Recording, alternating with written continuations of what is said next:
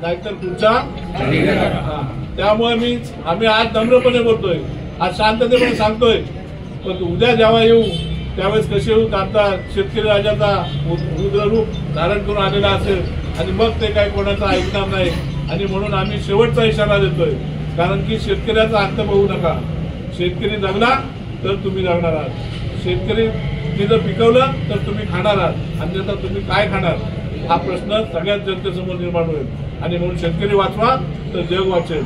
आणि मी सर्वांना विनंतीपूर्वक सांगतो आजपर्यंत, कारण त्याचं कारण असं आहे की एकदा माझ्यासारखा कार्यकर्ता पेटला की मी मग थांबत नाही, मग काय जे होईल त्याला परिणामाला आम्ही सामोरे जायला तयार असतो. मी सांगेन या अख्ख्या महाराष्ट्रामध्ये आमदार सगळे खासदार प्रत्येक बांधावरती गेलेले पाहिले, तो आमचा आमदार आमचा खासदार आम्हाला कुठल्याही बांधावर गेलेला दिसला नाही.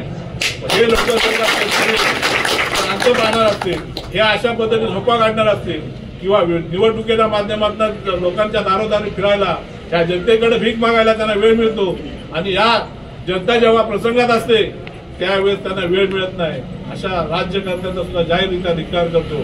कारण की खऱ्या अर्थानं लोकप्रतिनिधींचं हे काम आहे.